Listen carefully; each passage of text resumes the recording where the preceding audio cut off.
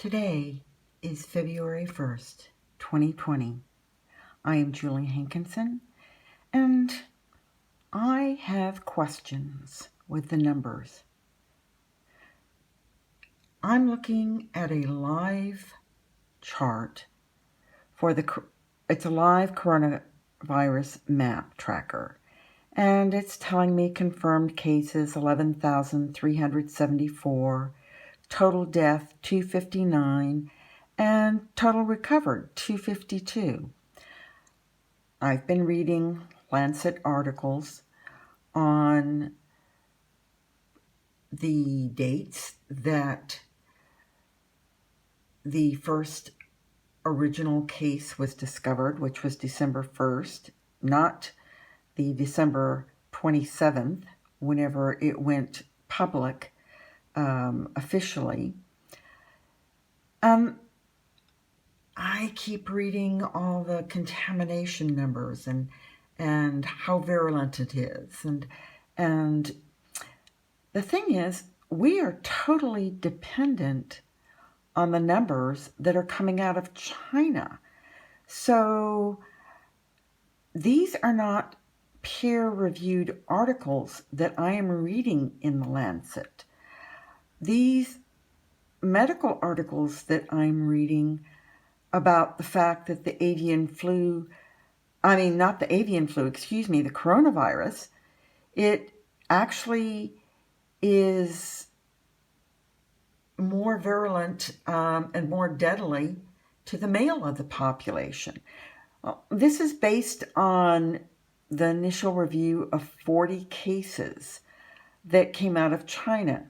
Again, these are numbers all coming out of China. How can we truly know or believe that this is a flu, this is a pneumonia, this is people are really recovering? Why are they totally isolating these cities? I mean, yes, it makes them look very, very good, but what is it that they're so worried about escaping if they are building all of these extra hospitals to accommodate these people that are actually recovering? Again, we truly only can depend on the information on the people that are expressing symptoms and are confirmed cases outside of China. Inside China, they're more, I believe, truly trying to downplay this pandemic, this whatever it is. Some people say, that something escaped from a lab.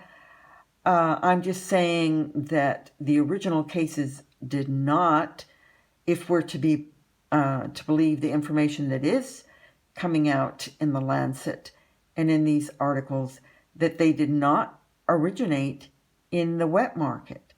So if something did escape from a lab, what is so horrible that they are willing to take the economic hit to the Chinese economy to contain it, and that they are willing to commit their dollars to isolating these communities and to doing massive hospital builds for these people? And that's not even talking about the photographs of the supposed hospital that was built, that was actually located 600 miles away from Wuhan. Don't even get me started on that one. But I'm just saying that we can't depend on the numbers that are coming out of China. They really seen, if this was a full-blown flu, we've already had, just the normal flu has already killed over 20,000 people, and that's in the Western world. So if we have these few cases, 5, 8 in the United States, what can we really learn from these cases? What do we really know? We have to aggregate real numbers from the cases that we have in America and Germany and England, in Canada, Australia. These are the cases that give us the true information. And I'll just leave you with these thoughts for the day and let you do your own thinking on it. And as always, I appreciate your comments. And if you have any information that I haven't seen, I would greatly appreciate you sharing it, because it really seems that we've had a massive shutdown on the videos and information that is or was being leaked out of China. These people, they put their lives on the line, and they have been arrested, they have been shut down, and unless you're towing the propaganda line, you are just not getting your message out there. So please share, and please comment, and do like and subscribe, please. And I will post and make updated posts as more information becomes available. Thank you. And remember, we don't need to panic at this time, because we are spoiled, if you will. We are living in the luxury of the Western nation, countries where we have top tier medical treatment. And I know it seems a little harsh, but we have people who, for whatever reason, are cracking down and trying to keep this out of our country, whether they know something we don't or not. Again, I have a problem with the mainstream media, and, it's just so many different stories that are being leaked. Truly, I'm sure there's a grain of salt in there somewhere, but you truly need to do your own research. You need to not panic. Don't go out buying all these face masks and everything. It's, it doesn't hurt to add a few extra canned goods to your pantry in case you need to do a little home time, and to make sure that yourself and your animals would be well taken care of. Get an extra bit of your prescriptive medicines. Those kind of preparations are just good to do on a daily basis anyway. That's just basic prepping. But there's no reason to panic at this time, because we're just not seeing the numbers as far as a contagion goes. But that doesn't mean that you can't be doing some research and trying to find out information, because you really need to know the truth. And I don't believe you're going to get it out of China.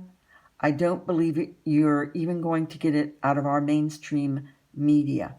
I truly believe that they are suppressing the severity. And we are not little children that need to have our heads patted, and told, oh, nothing's wrong, go to bed, it's all right, big government's going to take care of you. We need to be able to take care of ourselves. We need to know what is truly going on. So, again, be prepared, but don't panic. And please don't rush to the store and just buy face masks because, again, the 16 medical personnel in China that were initially infected, they were infected through their eye mucous membranes. It is not something that they're just inhaling. If anything, wash your hands. That's the most effective thing you can do, and don't touch your eyes and your nose. This is just something, treat it like right now you would do if you were trying to not get infected by the flu. And take care of yourself, prepare, but don't panic, and don't spend a fortune, because at this point, yes, there are some good things that you can spend money on, but I'm just hopeful. I am hopeful that we will actually be able to protect ourselves from the worst of this.